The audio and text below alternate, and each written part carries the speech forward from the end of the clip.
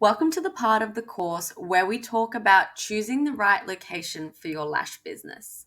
So, starting a lash business is a smart move whether you're working from home or opening a special lash studio. Where you set up your shop is super important for how well you do. At first, doing lash services from home can save you money and be really easy, but when you start to grow and you get more customers, your business gets bigger. So you may need to think about renting a place for your lash business.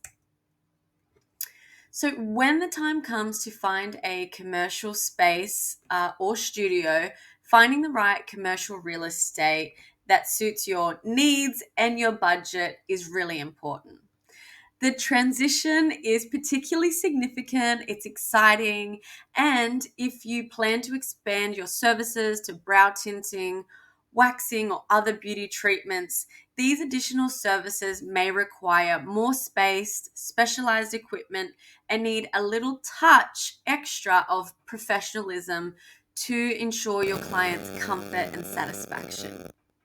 So here are some photos of my business progression and how it went. So unfortunately, I don't have any photos of when my salon started in my boyfriend's family home. But to the left here, this picture is of the salon that I rented on a daily basis. And in my story video, I shared with you that none of the equipment inside that space was mine. I had to wheel my equipment in and carry it back out with me. So it was effective in the fact that I paid a daily fee and I only paid that rent when I had bookings. So you may look at renting a space like this on a daily occasion. In the second photo here, I rented a room full time out of a Medi Spa in Cronulla. And all that green was not my branding, but I was able to leave my equipment, my laser machine, my laptop in this space.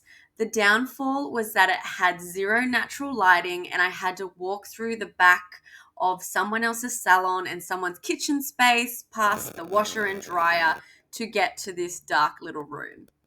I was there for close to 2 years before I decided to take a leap of faith and, in the right picture here, open my own commercial space. So I took over that shop in 2019 and I paid a huge big lump sum of money to get that space and to renovate that space. So there's nothing wrong with starting small first, building your clientele, getting your confidence, understanding what your clients want, how you want to work before diving into something big.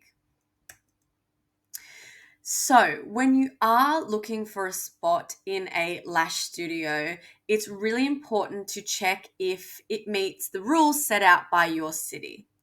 These rules can be different depending on where you are in the world, so it's essential to do your research. If you don't follow the rules, you could end up with some big problems later down the track. And what I'm talking about here is, for example, some cities say that it's okay to have lash salons in industrial areas inside factories, while others will only let you have lash studios set up in retail zoning areas. So if you set up your studio in a place where it's not allowed, like an industrial warehouse or an industrial factory, you may be hit with fines or have to relocate your salon space because the city will not let you work out of that premise. It can be a real headache and it can cost a lot of money. So before you plan to open your studio in a space, make sure, and if you're going out on your own and doing a commercial lease, make sure that you find out the zoning requirements specific to the city so it doesn't cost you more money down the track. So whether you begin your lash studio from home or move to a dedicated studio, or you simply want to rent a room inside an already established business, it's crucial to look for a few things. because the transition from a home-based setup to a professional studio is a sign of growth and it's exciting, but it's really important to find the right space that accommodates to your needs and abides by the local requirements. So, careful planning will help ensure a seamless and successful transition into your lash business. And as my mother used to say, fail to plan, plan to fail. So let's dive in to see what you should be looking out for.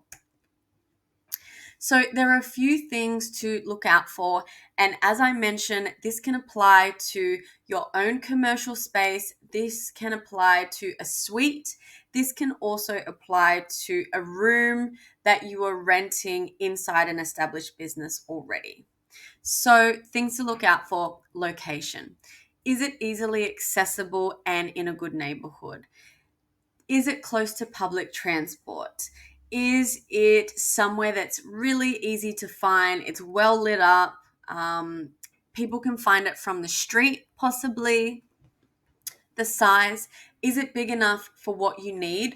Or is it small enough so you're only paying for the space that you need and not having big overheads for space that you're not really going to use? The layout. Does the layout make sense and allow you to work efficiently? In the photo that I showed you previously in the green salon, the layout was not ideal. It was really dark, it was really small and confined. This photo here now is a picture of my salon, my commercial space, and my commercial salon.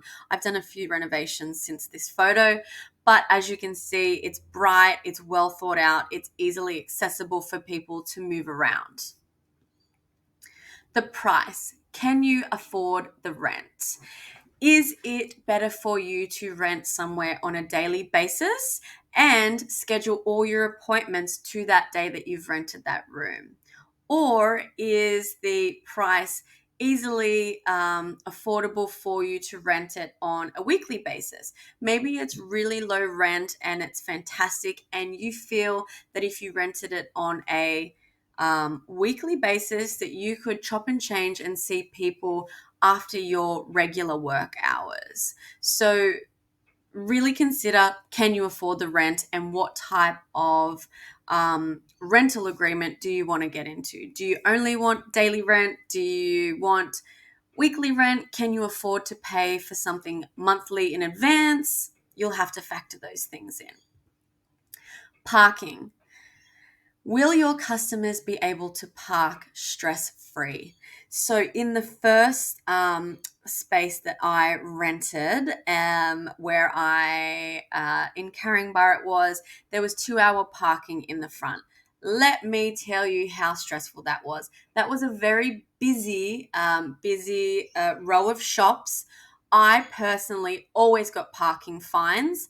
My customers would run late because they were unable to find parking really easily. And when I moved into my own commercial space in 2019, I made a point of renting from a neighborhood shop, which meant that it was a small row of shops and there was no metered parking out the front.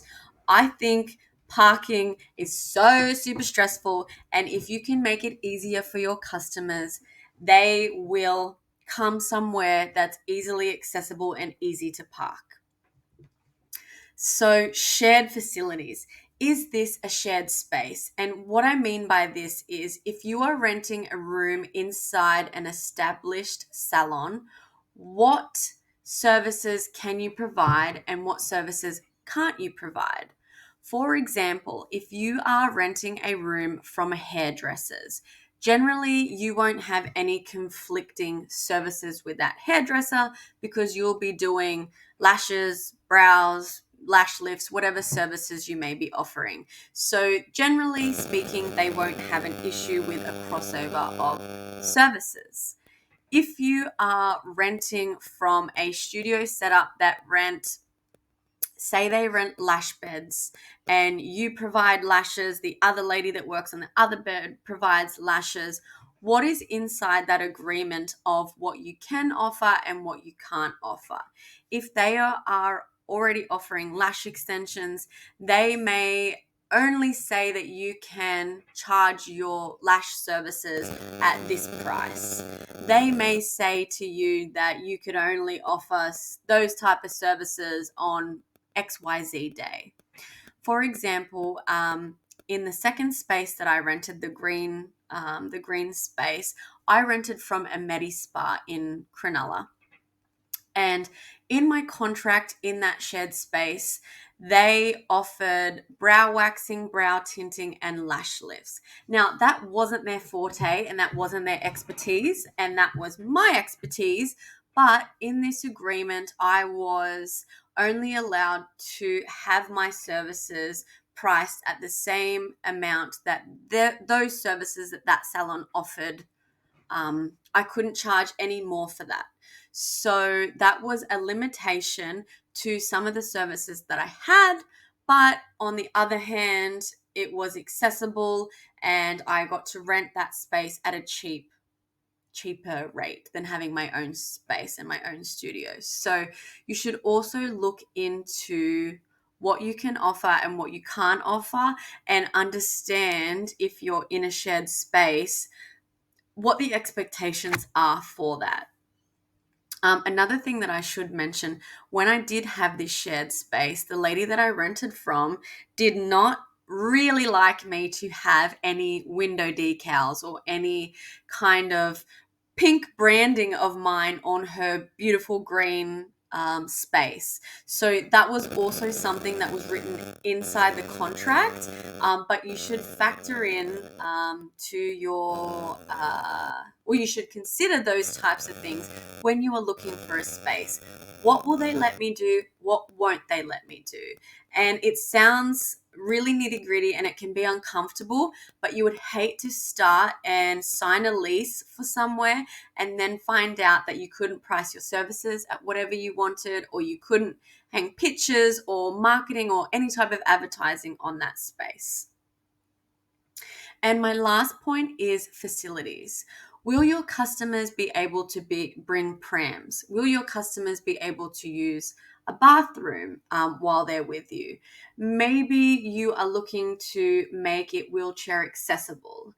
You should also look into, the facilities that you can offer your customers. If the space that you are renting is pram accessible or wheelchair accessible, make sure you tell your potential customers that, because those are going to be important when they're coming to look and buy services from you. So as I mentioned, starting small and starting something neat and tidy is a great way to build up your clientele with minimal overheads. Customers will sit on your treatment bed for most of the time. They're not running marathons around your space, but these things are important to look out for and are important to consider when you are looking to move your space from your home to some sort of commercial setup. So here is an example of what your lash space could look like. You can do as much or as little when you are starting out.